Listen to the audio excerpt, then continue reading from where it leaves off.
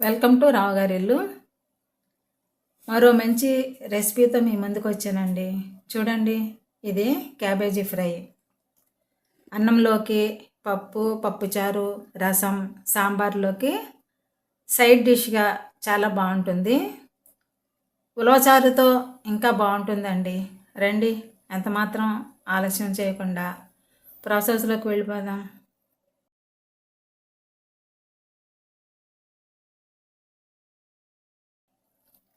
ముందుగా క్యాబేజీని ఇలా సన్నగా తురుముకోవాలండి. ఈ తురుము దాదాపు 300 గ్రాములు ఉందండి.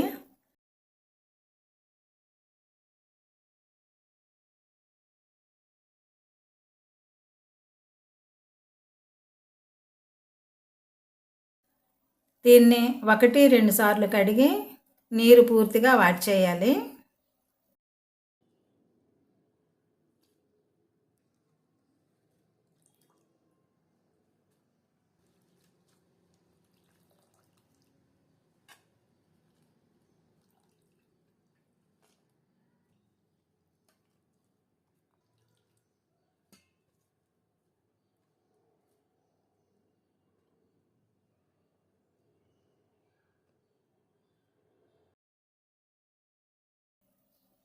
చూడండి, నేను ఇలా గాలికి 10 నిమిషాలు ఆరబెట్టాను.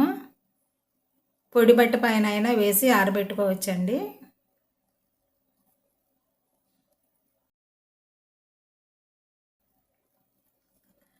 క్యాబేజీ తురుము తడి ఆరిపోయిందండి. ఇప్పుడు ఫ్రై చేసుకోవాలి.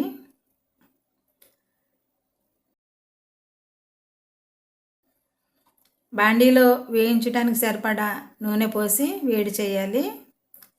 దీంట్లో క్యాబేజీ వేస్తూ బ్రౌన్ కలర్ వచ్చే వరకు ఫ్రై చేసుకోవాలి.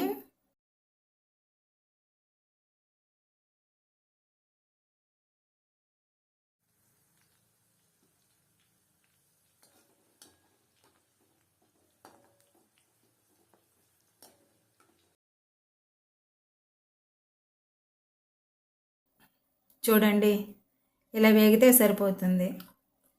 అక్కడక్కడ తెల్లగా ఉన్నా పర్వాలేదండి, చల్లారాక క్రిస్పీగా మారిపోతాయి. మరీ డీప్గా వేయిస్తే చేదు వచ్చేస్తుందండి.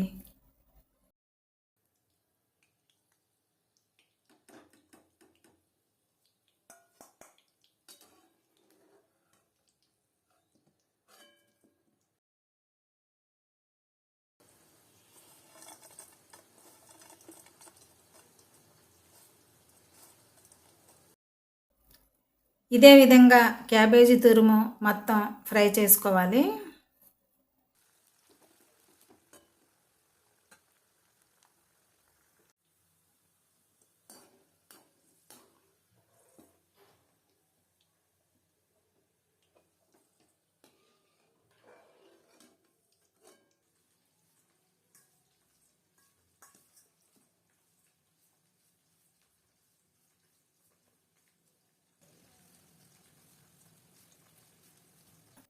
క్యాబేజీ ఫ్రై చేసుకున్న తర్వాత అదే నూనెలో గుప్పెడు పల్లీలు కూడా వేయించుకోవాలి.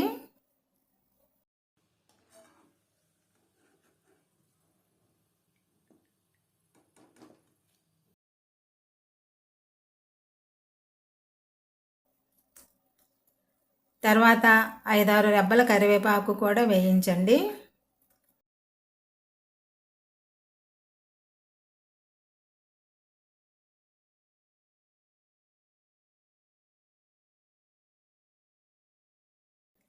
ఇప్పుడు 7-8 పచ్చిమిర్చి చీలికలు కూడా వేసి ఫ్రై చేసుకోవాలి.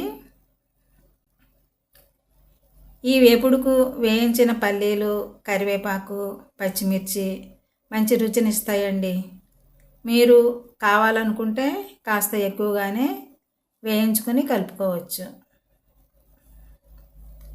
చూడండి, వేయించుకున్న వాటిని లైట్గా ఇలా ఒకసారి కలుపుకోవాలి.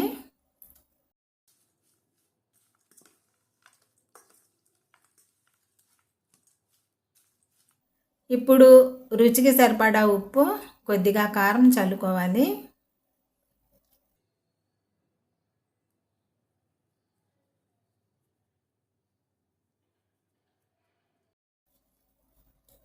ఫ్రైకి ఉప్పు కారం బాగా పట్టేలా కలుపుకోవాలండి.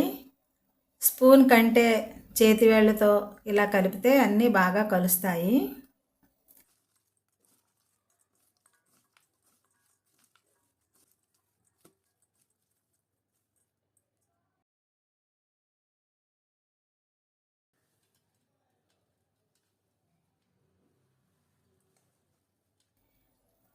ఇంతేనండి, టేస్టీ క్యాబేజీ ఫ్రై.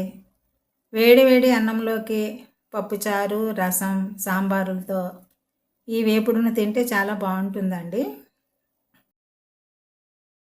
నేనైతే ఉలవచారుతో సర్వ్ చేశానండి. రుచి అదిరిపోయిందనే చెప్పాలి.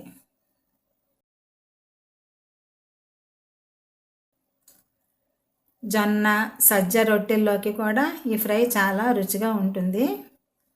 పొడి పొడిగా ఉండగానే ఏదైనా డబ్బాలోకి తీసి మూత పెట్టేస్తే వారం రోజుల వరకు ఈ ఫ్రై నిల్వ ఉంటుందండి.